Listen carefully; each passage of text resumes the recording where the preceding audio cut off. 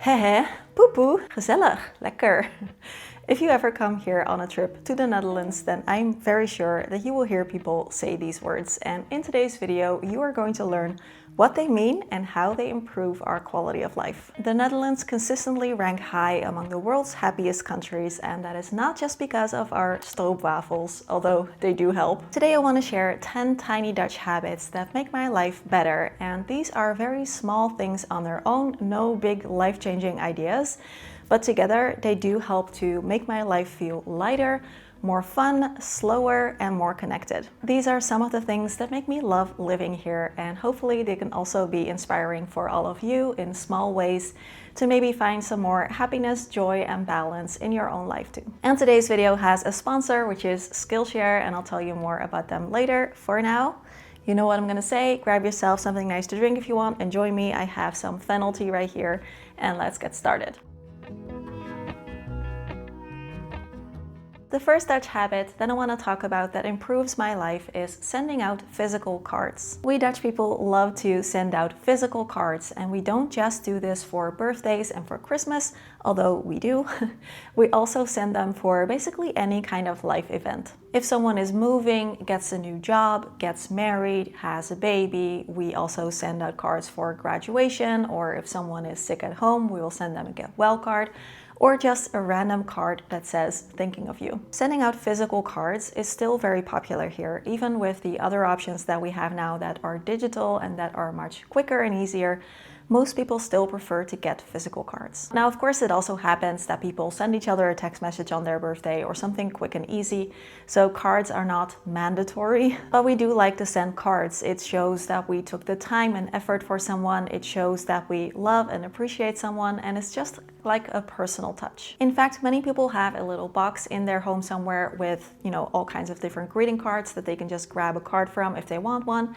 I personally don't do this. I like to get a card for the specific occasion when I need one. What I've really been enjoying lately is sending out drawings that I made myself on my iPad as a greeting card. So for example, this one I sent out recently, and this one I also drew recently and I'm about to send out as well. So sending out physical cards for things really is not a dying habit here. In fact, the Dutch greeting card market is still growing every year. And I believe that there is a deeper social function to something as simple as sending each other a physical card. It is cute and fun, of course, but it also provides a moment of connection, I think, in a world that is much more getting digital and individualistic. And also I find that handwriting a card for someone forces me to slow down and kind of think about maybe something heartfelt that I want to say to that person that maybe you won't say as easily in person. Maybe you can write it on a card or something. So it is just a very small but meaningful action.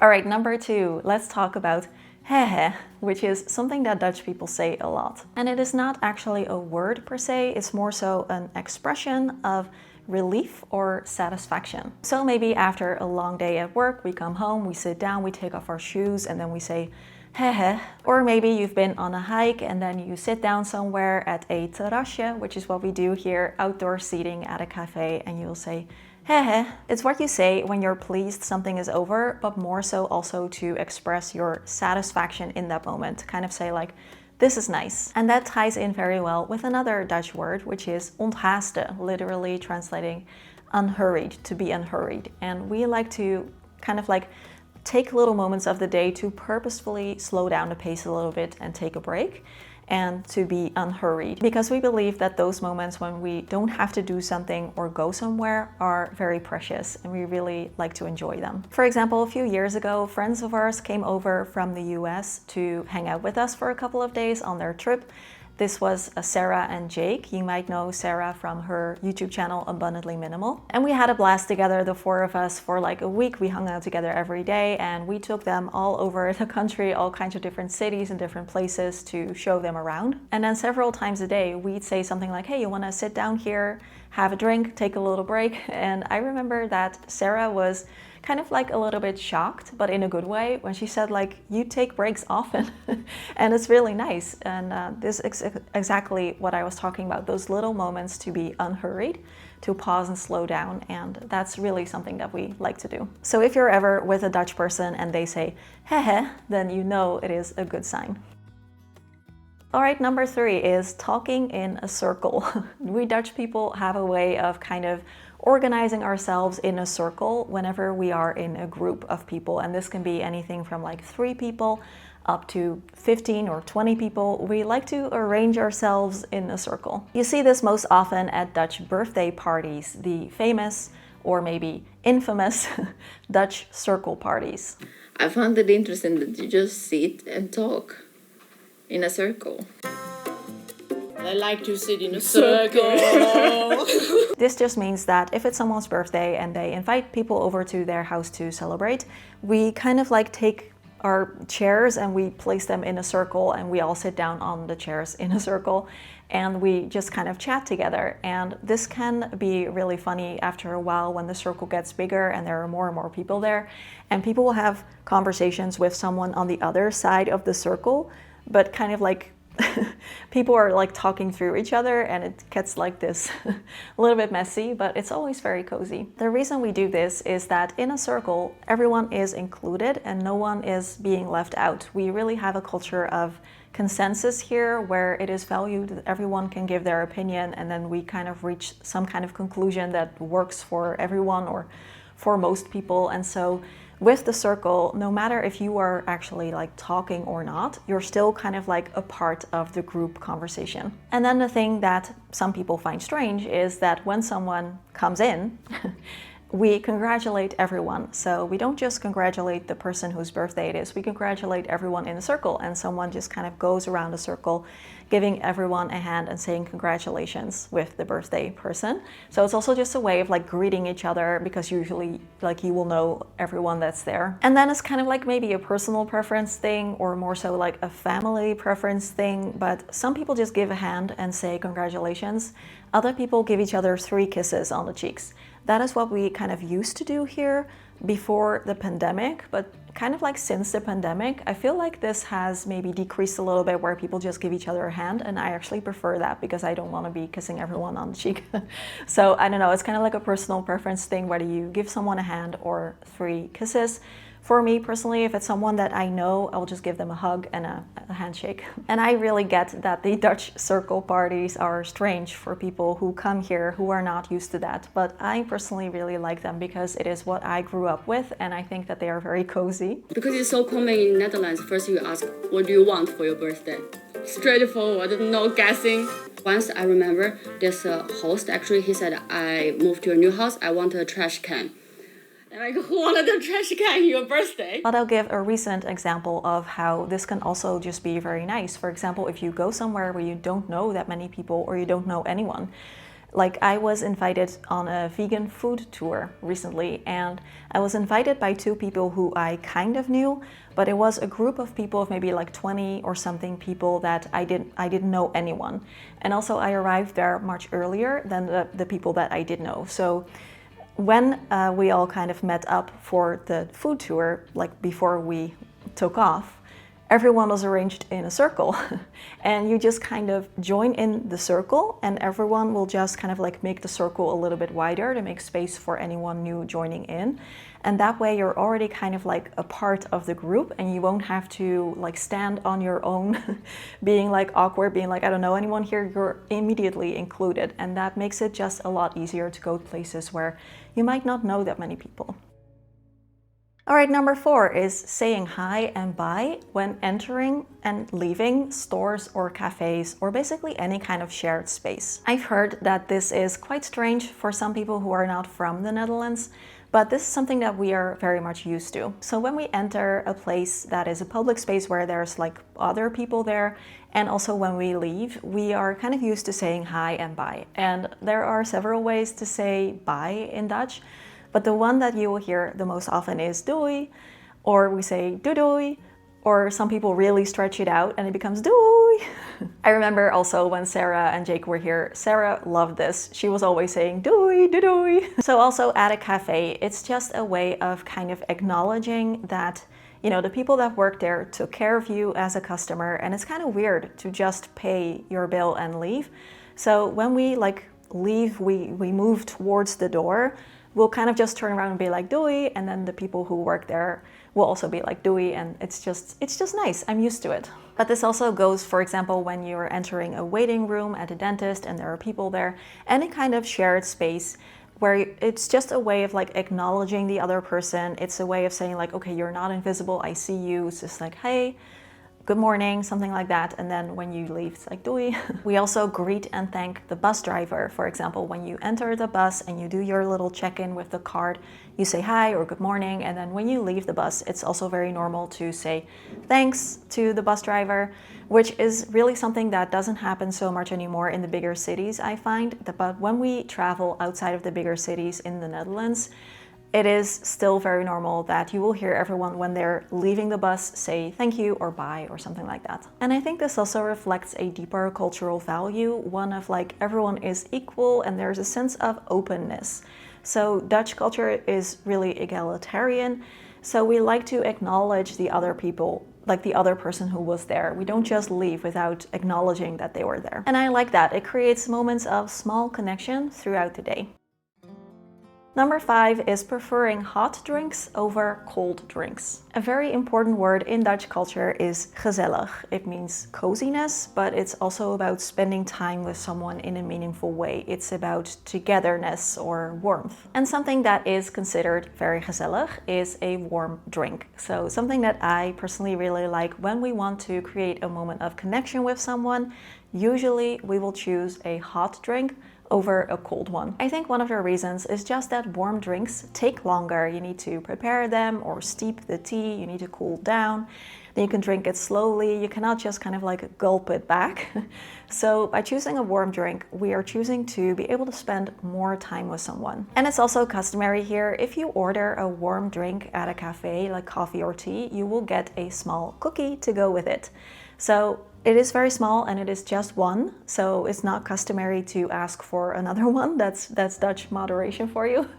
But you get the small cookie, which is very nice, and you don't get that if you order a cold drink, just the warm ones. The Netherlands is in the top 5 coffee drinking cultures in the world, and coffee and tea are definitely the most common drinks here. It is very much built into everyday life. And coffee and tea here are not just a drink, it is a social ritual to a Dutch person. If we ask someone if they want to have a cup of coffee, it means let's talk, like let's chat, let's catch up, let's slow down, take a break together. So if a Dutch person asks you to join them for a cup of coffee or tea, it is usually better to also do coffee or tea and not get a cold drink, because a Dutch person might feel that that is less gezellig. And speaking of taking some time for yourself to create small, meaningful moments, this is also where I want to thank today's sponsor, which is Skillshare. Skillshare is an online learning platform where you can explore anything you want at your own pace. I've been taking classes on Skillshare for many years now,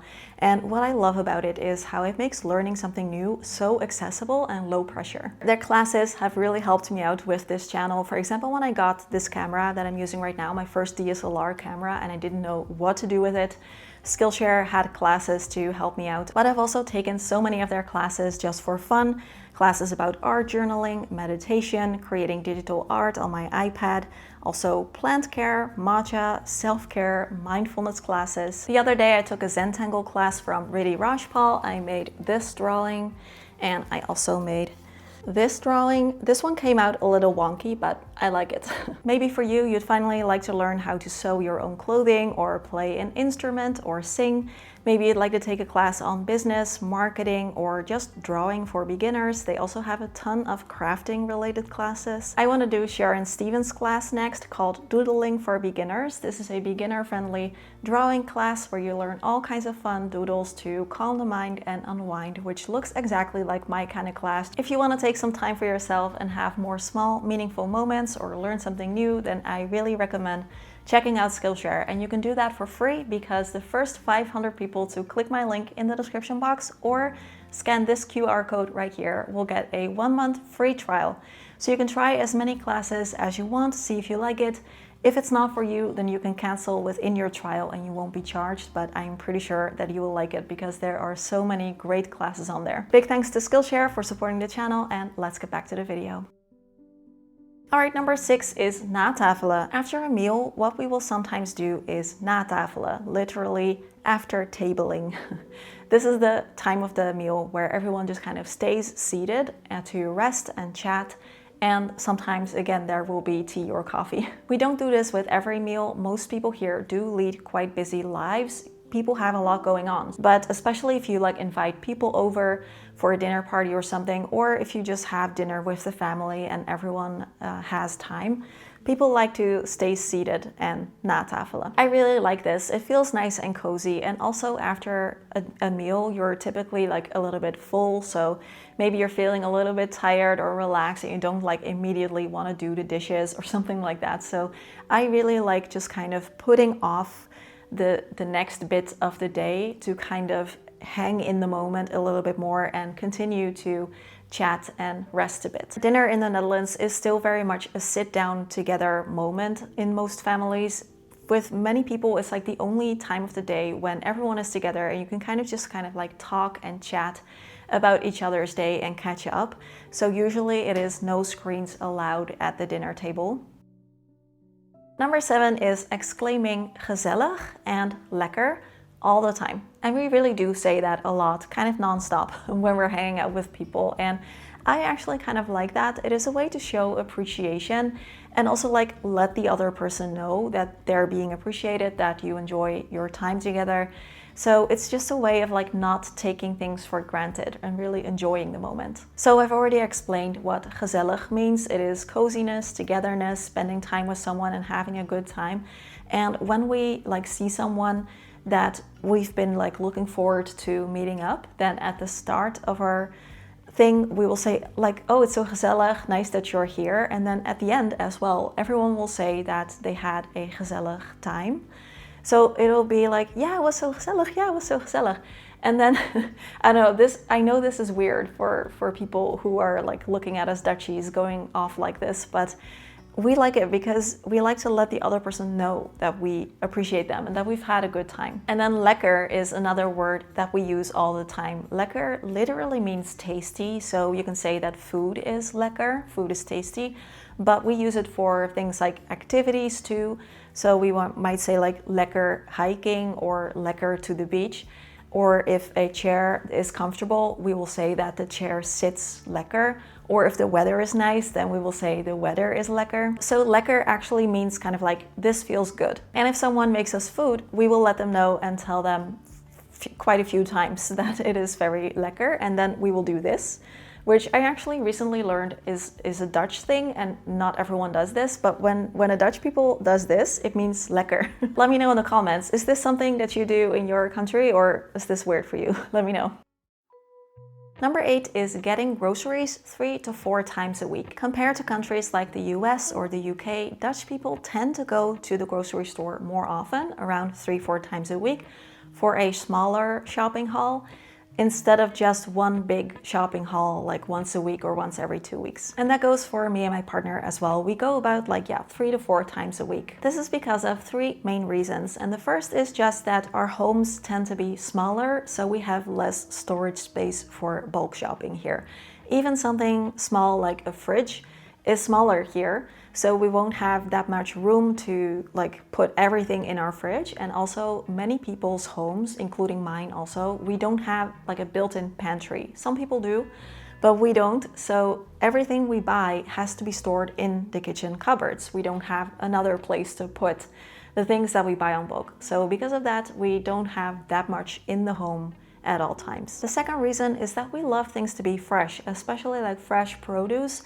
It's not very common to freeze produce, although we do that, but usually we'll buy fresh fruits, vegetables, things like that. We like it to be fresh, so we buy it for the next 2-3 days instead of for a week or 2. And the third reason is proximity. With the way that the cities are designed here, supermarkets are usually really close to where people live and where they work. So for example, it's very common here to just go home from work, run by the supermarket, grab a bunch of things. It's really easy, and it really promotes like going frequent and just grabbing a few things rather than only going every once in a while. I usually go on a long morning walk when the weather allows it. It is one of my luxuries that I just really like. And then on my way back home from my walk, I usually just swing by the grocery store and grab some things for like the next day or two. Or my partner, when he's working from home, he might take a lunch break, go to the supermarket, grab some things and walk back. Some people do go to the grocery store once a week for like a bigger shop, and then especially if they have a family with kids,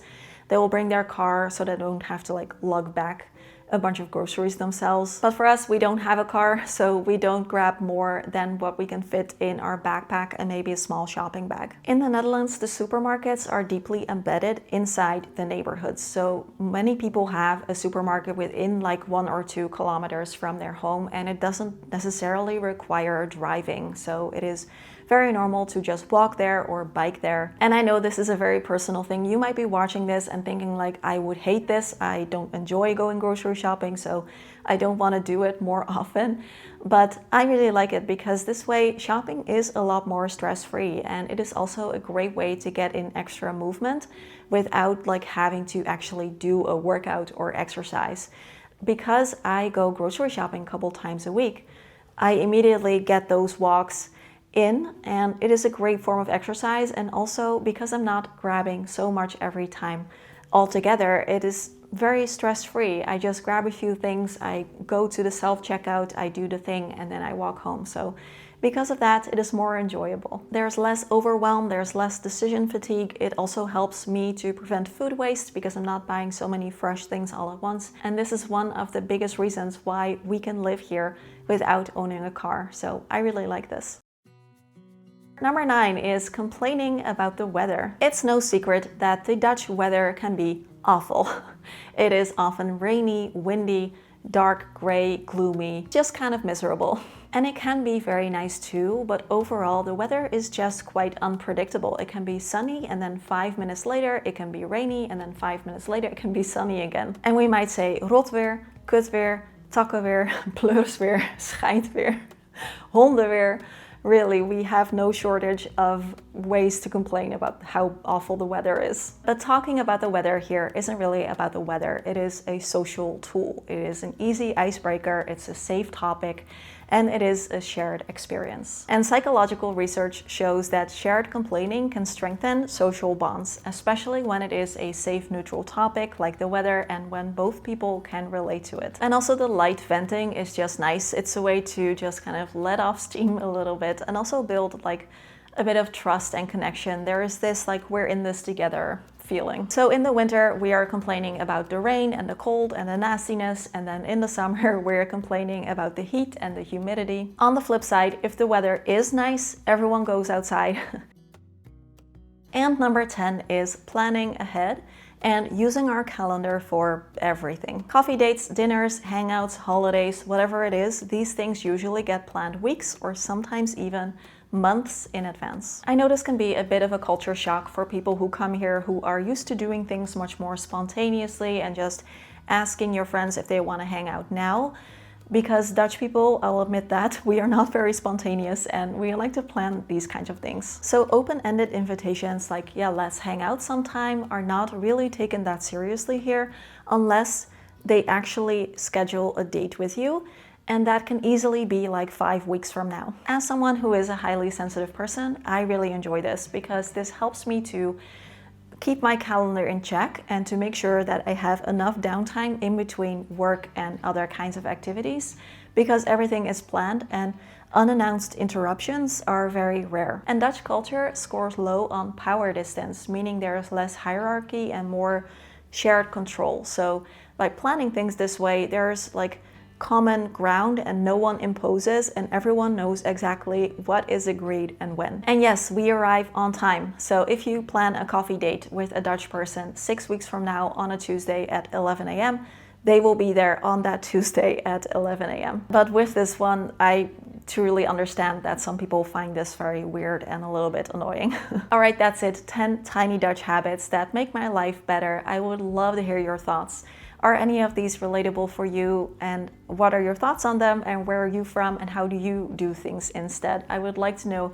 I always love reading the comments on these kinds of videos, so feel free to share. Don't forget to check out Skillshare and get your 1-month free trial so you can try out their classes. I have a link for you in the description box and a QR code right there. A really big thank you for hanging around, and also a huge thank you to my channel supporters for helping me to keep the channel going and to keep doing this as my job, to keep uploading the videos on YouTube. Thank you so much for your support. If you like my videos and you would like access to more of them, then you can also join. I post 2 extra videos for channel supporters, and you can choose if you want to join on Patreon or on YouTube memberships, because they are the same extra videos. So I just have both options available. And when you join, you will immediately get access to all the bonus videos that I've posted over the recent years. There are many that you can catch up on, so feel free to do that. As always, questions, comments, conversations down below. Have a wonderful, wonderful day, and I will see you all again really soon. Bye-bye. I've really been enjoying drawing with just pen and paper because it's such a nice, relaxing thing. And it also really helps with perfectionism because there's black ink. If you make a mistake, nothing you can do about it. So ironically, it helps me to be less perfectionist.